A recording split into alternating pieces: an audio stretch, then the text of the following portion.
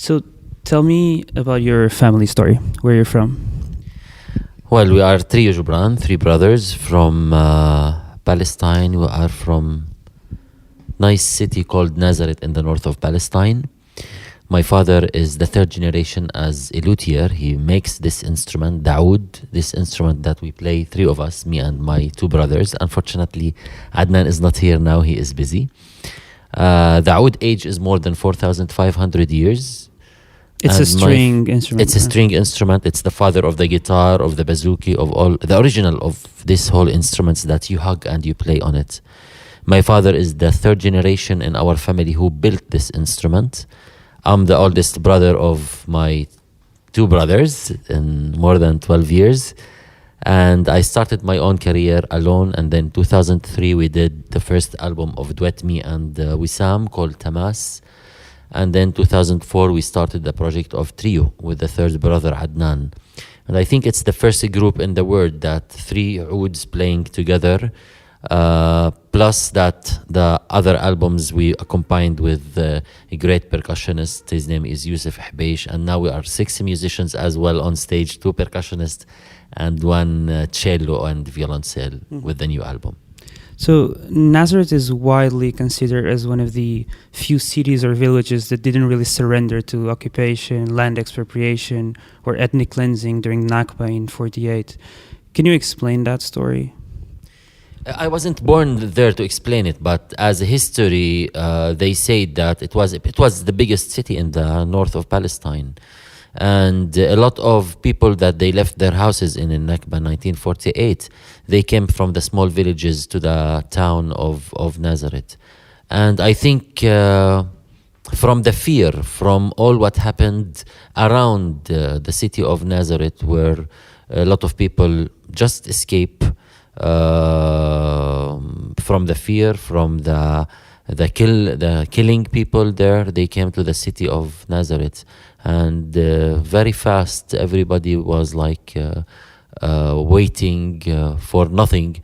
Some of them, they left from Nazareth to the north, up to Lebanon, up to Syria, and they are refugees today. These are the refugees that in Lebanon, most of them, they are from the north of Palestine, where they left and they thought that they will come back after 1 week or 2 weeks, and still their keys is with them. So yes, maybe my father didn't left to Lebanon, but try to imagine if he left that, I would be considered now a refugee, Palestinian refugee living in Lebanon. Some left and some stayed, and my family stayed there. I think it was a chaos and disaster for all the Palestinian people, for our history. And how was it like to grow in Nazareth under occupation? Nazareth is not under occupation now. I mean, Nazareth is in the north of Palestine. Nazareth is inside the state of Israel, what they call. For me, Palestine is not a geographical place where it's how the politicians, they draw it, actually. For me, Palestine is all Palestine. For me, Palestine is the seed that my grandmother gave it to me from her land before 1948, where she came in 1948 to Nazareth. And this small seed is the hope that I'm living now. If you put it in with the water and with air, it can grow up. And for me, Palestine is not a name of a flag or a geographical place. It's a sense of a human being that we deserve to live without occupation. We deserve to live without any violence. We deserve to live in a place that we can smell the trees, smell the flowers without smelling the gas of the bombs, without hating. We cannot live today with peaceful while the occupation is still living in our bed. I think today the situation between the 48 and the 67 zones, between Nazareth, the north, and between, let's say, Ramallah or the West Bank, that, yes, maybe in the West Bank they feel it more, although I live now in Ramallah, because the soldiers, they come almost daily into the cities of the West Bank. But in Nazareth, no, since 60 years, people are living there. But what I'm saying is also very strange, that try to imagine 60 years that we don't have a new generation between Israeli Jewish people and Palestinians, let's say, which is normally, if we are living in a normal situation, maybe we would have now 3 or 4 generations mixed. Do you have Israeli friends? What do you mean by Israeli friends? By Israeli Jewish friends? Yes, for sure.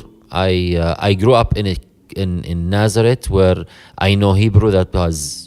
I should study Hebrew in the classes, and for sure I have friends, because our problem is not with the human beings. Our problem is with the politicians. Our problem is with the politics, the occupation. Our problem is with our rights as Palestinians living inside of Israel, to have our rights equally with everybody as a citizenships, holding the passport. Now we are coming into elections, and you can see how Netanyahu in the last election says, oh, be careful, all the Arabs, they are running into the voting. He's like saying, making a separation. Yes, I think I'm living in this situation where I am a Palestinian from the north.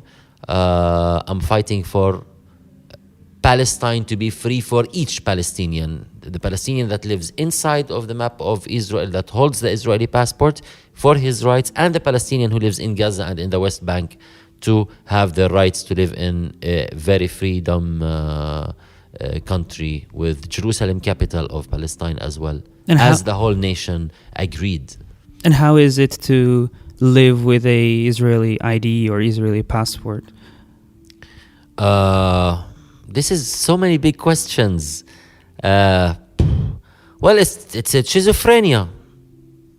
You have a passport that you were obliged to have this passport since you was born, and you are fighting always to say that you are a Palestinian. And for the Israelis, Palestinian is like something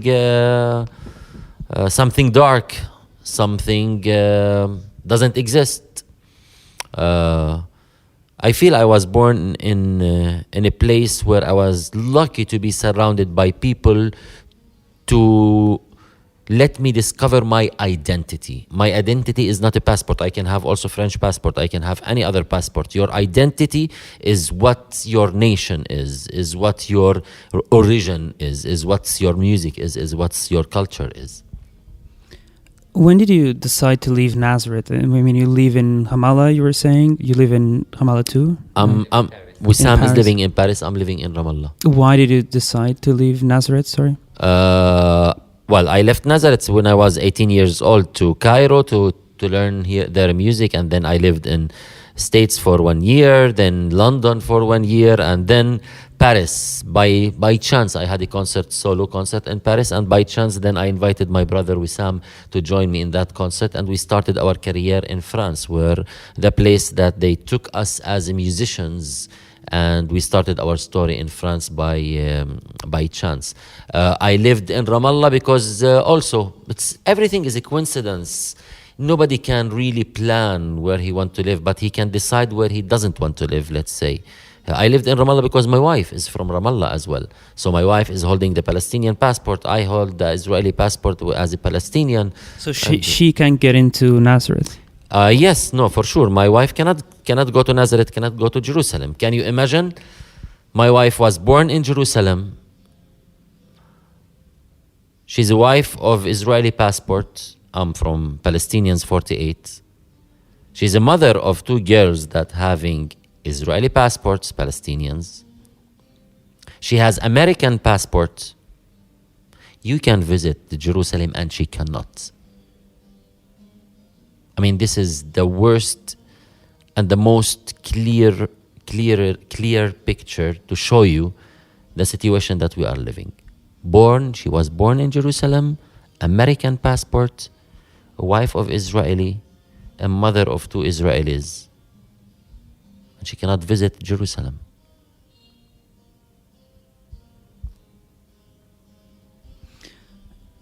What happens when you go back? When you fly back to Ramallah, do you go through Tel Aviv or Jordan? And how is it the whole process? The interview is so political. No? Well, I don't like to answer these questions. Yani there's so many ways. It's so complicated because if I want to answer all of these questions, how I go back to Ramallah, from Ramallah to Ben Gurion, or from Ramallah to Jordan, and from Allah, it's each road has a story. But nobody knows like Ben Gurion or Tel Aviv. When I land there to go to Ramallah, it's like 30 minutes by car. Even the Israelis that lives in Tel Aviv, they don't know that that Ramallah is 35 kilometers from Tel Aviv. Can you imagine how we can build a peace where people, they don't know how close we are to each other? They think there is no borders. I think you were there. I mean, the borders is like a wall can come in between the buildings, and if I have my house here and the next part of the street there is my gas station, suddenly a wall comes between me and my gas station, and I have maybe to walk 2 hours or to not to reach also my gas station. The situation we cannot describe it by really fast questions like this. But isn't your music political? I wish that my music or our music is not political, but we cannot say that our music is not political. Once Palestine is still under occupation, yes, our music is still under the occupation of the identity. But it's true as well to believe that we want to be free in our music, because if you are freeing yourself, if you are free from yourself, then you can be part of a project of a free land. Yes. Maybe about this subject. Actually, we are humanitarians. What we do actually is music to show a case, actually, that since more than 70 years we are under occupation. So we are showing just a case as a humanitarian, okay, human being. But unfortunately today you can't show this case as a human being without being connected to politics. To politics today, it's connected as well with what's happening on this earth. You know, all what's happening with the weather, all the hurricanes that are happening. It's also because the politics that has been since few years just destroying this planet. It is politics, and what we are doing is to just put little light on these problems and to say, just stop it, and give life for the new generation. Your last album, released in 2018, is called The Long March, and it stands, I guess, as a homage to Mahmoud Darwish, probably the most renowned Palestinian poet who died in 2008, about 10 years ago. Both the title and all the names of the songs are part of a poem called The Penultimate Speech of the Red Indian to the White Man. Would you read that poem for me? I don't have it, but in my heart. I have it here. No, Would you read it for me? I can't. Maybe I will read like the small part, but a long time must go by before our present becomes history. Just like us, we will face the long march. But first, we will defend the trees we were. We will defend the bell of the night and the hanging moon over our huts. We will defend the leaping deer and the clay of our pots and the eagle feather in the wings of our final songs. But soon, you will regret your word on our remains. You will pave over the sacred places to open a road to the satellite moon. This is the age of industry. What is Some the words poem? are written wrong. This is actually the sixth. If you allow me.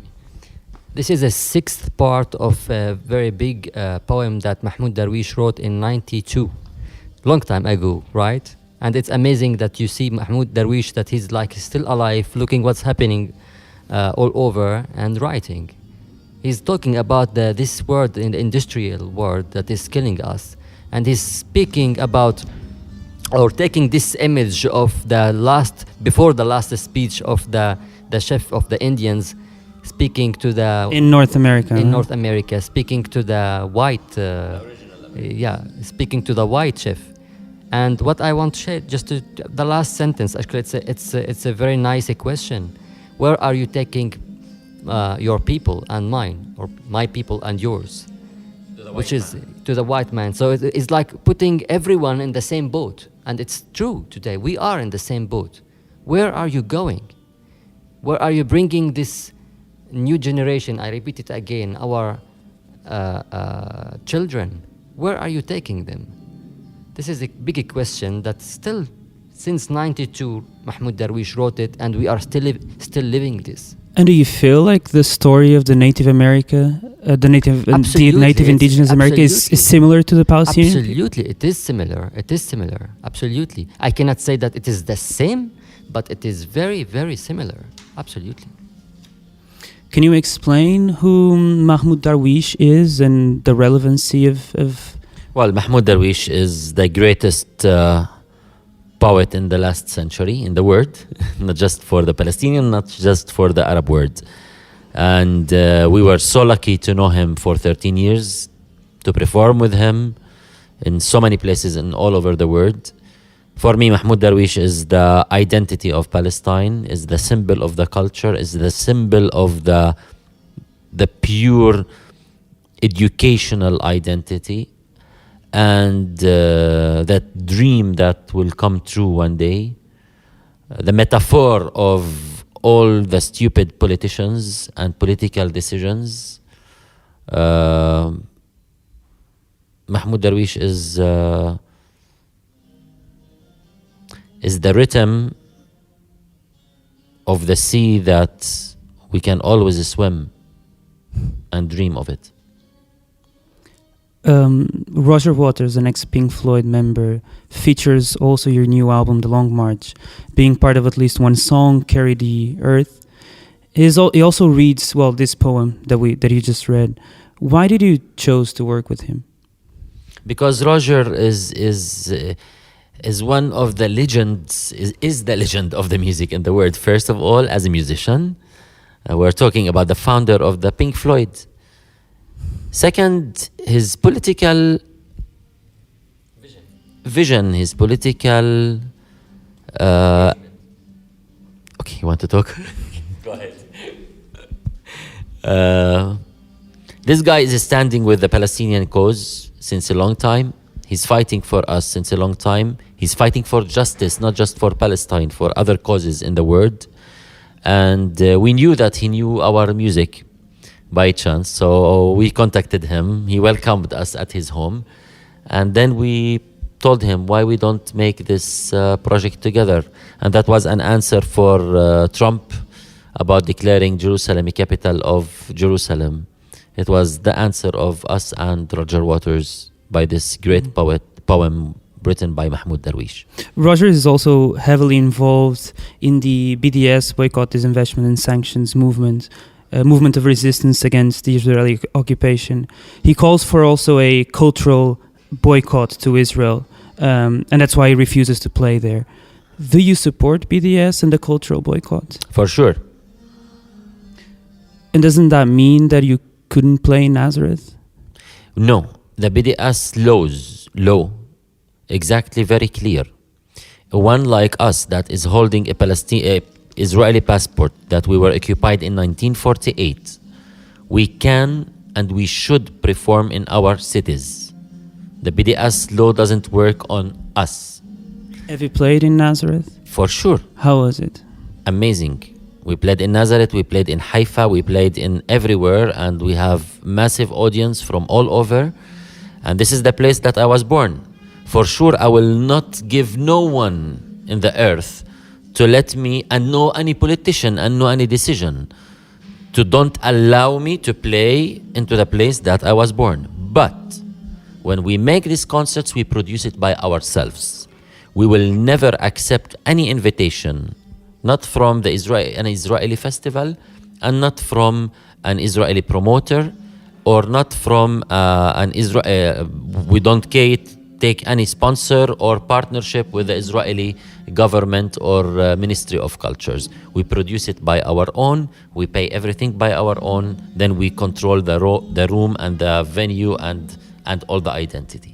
This year's Eurovision Song Contest will be in Tel Aviv. Should musicians boycott the Eurovision? Yes, and I think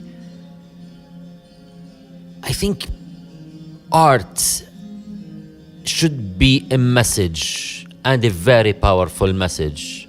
Boycotting something artistically is the strongest message to give to politicians, because artists, they are in love with life. They would love to live together with other people, and they are very sensitive. And I think through art, we can deliver a big message. We are not holding tanks, and we are not holding bombs, and we are not holding any weapons. We are only holding our culture to say no where is the time to say no. And this is the simple thing that we can do. Shukran. Thank you very much.